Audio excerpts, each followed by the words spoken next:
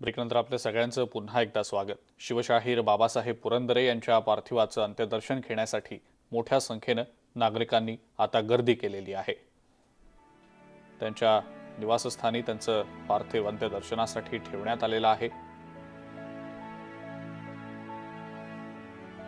पुण्याच्या दीनानाथ मंगेशकर रुग्णालयात बाबासाहेब पुरंदरे यांनी अखेरचा श्वास घेतला।